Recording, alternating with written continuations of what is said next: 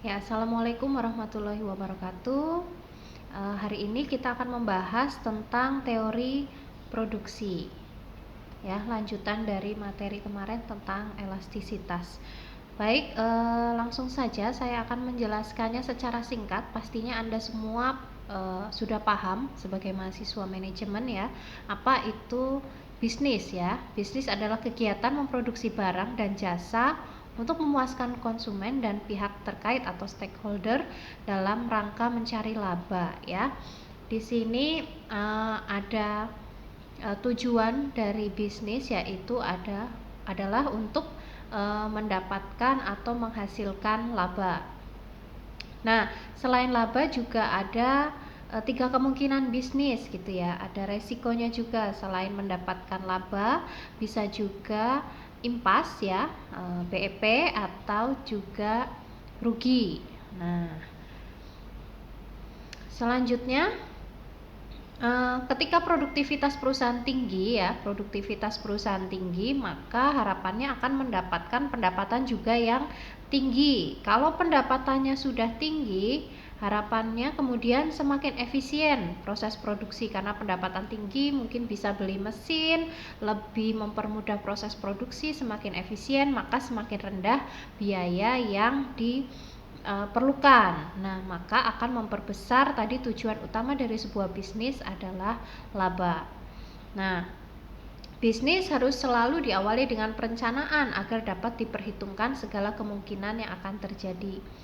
Kemudian lanjutnya adalah konsep dan pengertian produksi ya. Jadi produksi itu merubah sebuah bisa bentuk barang ataupun bisa jasa yang tadinya tidak memiliki nilai ekonomis menjadi memiliki nilai ekonomis gitu ya. Misalnya dari bahan pakaian, misalnya bahan pakaian diproduksi menjadi pakaian jadi ya, ataupun jasa, misalnya orang yang memiliki kemampuan misalnya menyupir gitu ya. Nah, ketika dia memproduksi jasanya, dia bisa saja menjadi misalnya guru untuk mengemudi gitu ya, atau menyupir. Nah, itu adalah namanya proses produksi. Baik merubah input dari barang jasa yang tadinya mentah menjadi barang setengah jadi dan menjadi barang jadi gitu ya. Selanjutnya teori dan faktor produksi. Nah, untuk memproduksi itu dibutuhkan adanya pengambilan keputusan, memilih bagaimana mengolah faktor produksi itu secara optimal ya, sehingga menghasilkan produksi juga yang optimal. Selanjutnya prinsip ilmiah dalam melakukan produksi. Yang pertama ada pertanyaan yang harus dijawab, yaitu bagaimana memilih kombinasi penggunaan input untuk menghasilkan output dengan produktivitas dan efisiensi tinggi. Jadi bagaimana memilih kombinasi penggunaan input untuk menghasilkan output ya, tentunya dengan efisiensi yang tinggi. Kemudian yang kedua, pertanyaan yang harus dijawab, bagaimanakah menentukan tingkat output yang optimal untuk meningkatkan penggunaan input tertentu, dan bagaimana memilih teknologi ya, apalagi di era sekarang teknologi itu sangat penting. Kemudian slide selanjutnya, nah ini ada faktor produksi. Apa sih itu faktor produksi? Faktor produksi itu adalah segala sesuatu yang diperlukan untuk menghasilkan produksi. Anda mau produksi kue, misalnya Anda butuh tepung terigu, telur, margarin dan lain macam sebagainya. Nah, atau lebih mudahnya bahasanya adalah ada bahan baku, ada bahan penolong, teknologi dan peralatan produksi, tenaga kerja dan energi. Nah, nanti Anda bagaimana harus memilih faktor produksi yang paling optimal untuk mencapai efisiensi yang tinggi. Kemudian pertimbangan kebijakan produksi ya. Produksi yang dilakukan diarahkan untuk tujuan memperoleh laba ya. Tujuan utama perusahaan ya, yang profit oriented tentunya adalah laba. Laba berasal dari selisih pendapatan dengan biaya. Yang ketiga, pertimbangan dalam produksi. Yang pertama, pendapatan yang akan diterima, berapa sih pendapatan yang akan diterima, dan yang kedua adalah biaya yang harus dikeluarkan. Tentunya semakin banyak produksi, pasti akan ada resiko biaya yang harus dikeluarkan. Kemudian selanjutnya fungsi produksi ya. Kalau fungsi produksi ini mungkin Anda sudah pernah atau sering bahkan bertemu dengan fungsi produksi di ekonomi mikro ya. Nah, fungsi produksi ada tadi sudah saya sebutkan seperti bahan baku, bahan penolong, teknologi gitu ya. Lalu ada tenaga kerja manusia. Nah, kemudian faktor produksi itu dibedakan dengan dua jenis. Yang pertama ada faktor produksi tetap, fixed factor of production. Nah, ini contoh produksi yang sifatnya tidak habis dipakai dalam satu periode produksi serta relatif tidak mempengaruhi oleh jumlah produk yang dihasilkan. Misalnya dalam peternakan. Nah, dalam peternakan mau ada atau tidak ada hewan ternaknya, nah kandang itu kan tetap dianggap sebagai faktor produksi tetap. Kemudian ada peralatan tahan lama, ada kendaraan dan ada mesin. Jadi berproduksi atau tidak ya, tadi seperti kandang, peralatan tahan lama, kendaraan, mesin itu pasti ada. Kemudian ada faktor produksi variabel ya.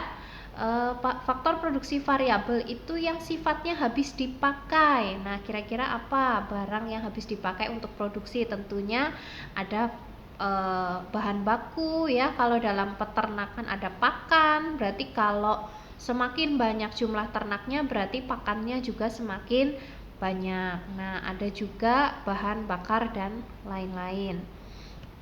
Nah, kemudian ini juga pernah di ekonomi mikro ya, ada periode produksi. Ada yang jangka pendek, ada yang jangka panjang. Masih ingat tidak tentang periode produksi? Apa sih yang membedakan antara periode produksi jangka pendek dengan periode produksi jangka panjang ya? Kalau untuk yang produksi jangka pendek, nah di sini yang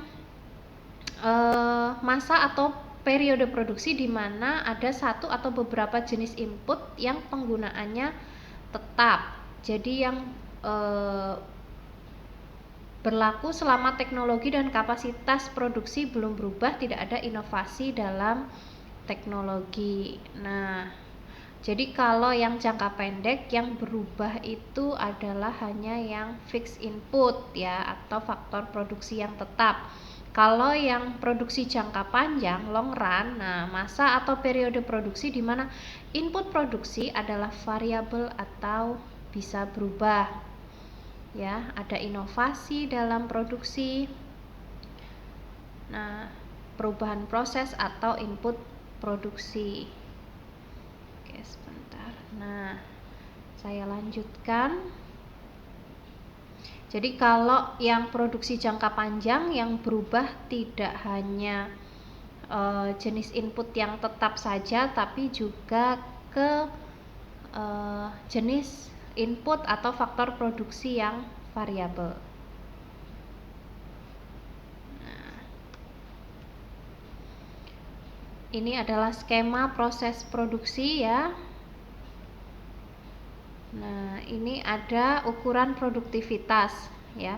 Tentunya Anda tidak asing dengan apa itu produk total, apa itu produk marginal gitu ya. Biasanya lebih mudah dijelaskan menggunakan menggunakan tabel ya. Nah, ada juga produk rata-rata atau average product. Kemudian ini ada rumus total product, average product, sama marginal product. Nanti akan saya bagikan PPT ya, supaya ini lebih full bisa dilihat gitu ya. Bagaimana cara mencari marginal product gitu ya. Kemudian ini adalah dari tabel itu kita buat kurva atau garis ya. Nah, jadinya seperti ini. Nah, ini ada, oh ya, ada istilahnya, sebentar. Bentuk kenaikan hasil ya. Nah, bentuk kenaikan hasil. Tadi kan kita bicara tentang produksi ya, tentang produksi. Nah, produksi yang dilakukan oleh seorang produsen, nah bisa ada 3 kemungkinannya nih.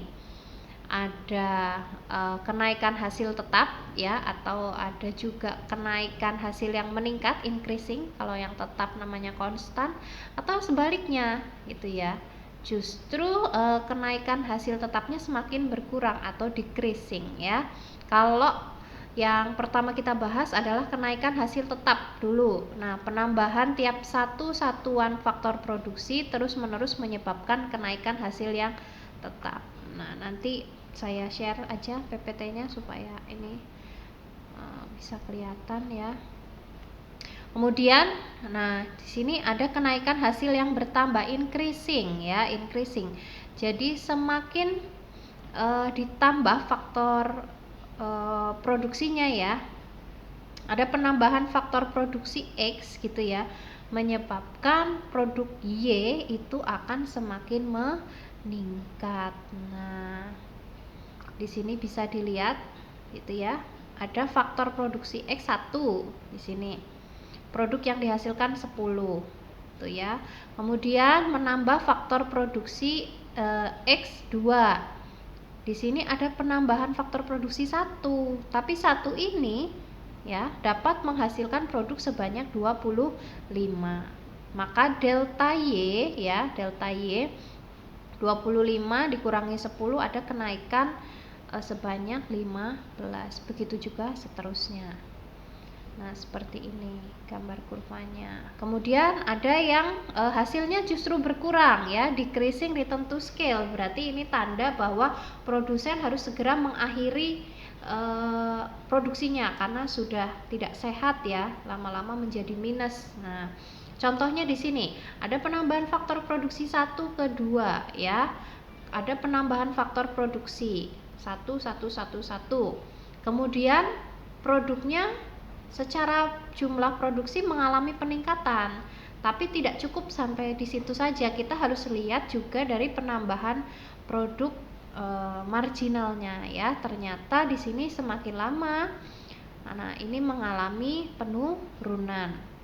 Dari 18 mula-mula 10 ada 8, dari 24 ya, 24 semula-mula 18. Nah, lama-lama ada 6 mengalami penurunan gitu. Semakin banyak faktor produksinya justru nah penambahan produknya gitu ya, kalau kita lihat rasionya semakin menurun.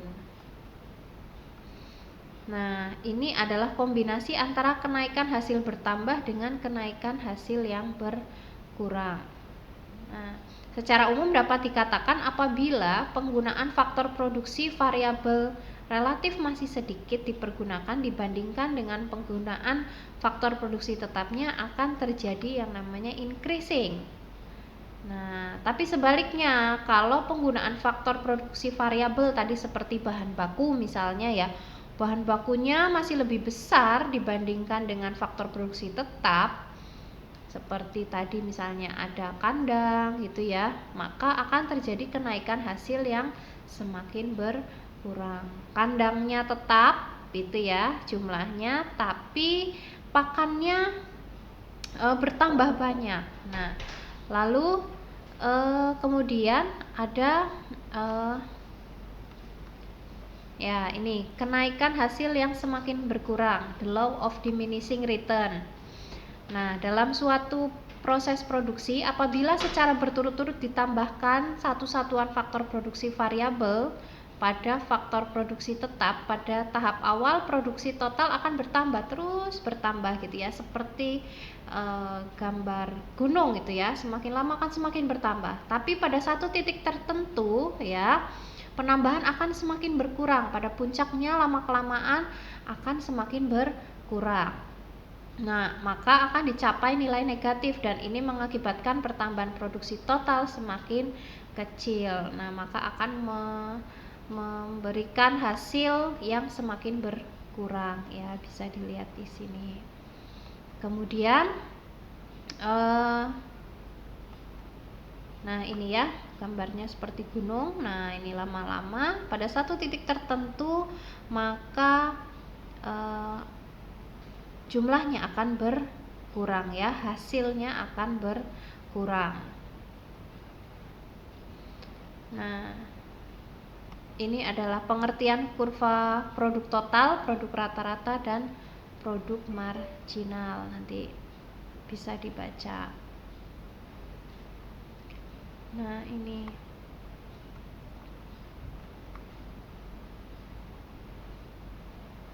Nah, kemarin sudah pernah dibahas tentang adanya kurva isokos dan kurva isokuan ya. Dalam memproduksi barang dan jasa, produsen dapat memilih berbagai macam kemungkinan. Hal ini menimbulkan berbagai kemungkinan, bisa melihat dari kesamaan volume atau jumlah yang produksi isokuan atau kesamaan biaya isokos membandingkan antara dua variabel ya, dua faktor produksi. Kemudian yang ketiga kesamaan jumlah produk dan kesamaan jumlah biaya. Nah, ini adalah kurva yang menghubungkan titik kombinasi input untuk menghasilkan tingkat output yang sama. Nih kurva isokuan.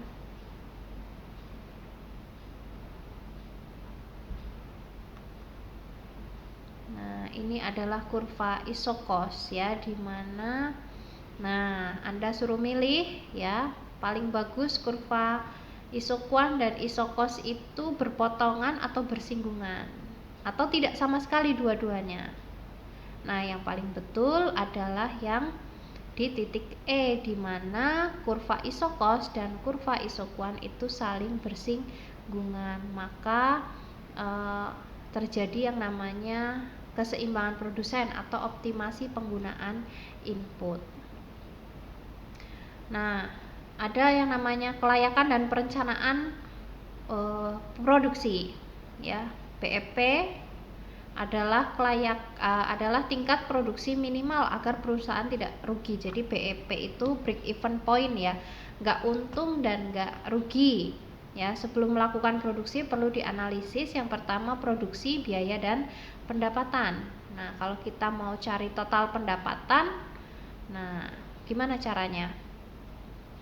Kalau kita mau cari total pendapatan, yaitu kita bisa lihat dari total cost-nya ya. Total cost, di mana total cost atau total biaya itu dari fixed cost, dari yang biaya tetap dan biaya variable cost. Minimal harus sama antara total revenue TR sama dengan total cost ya.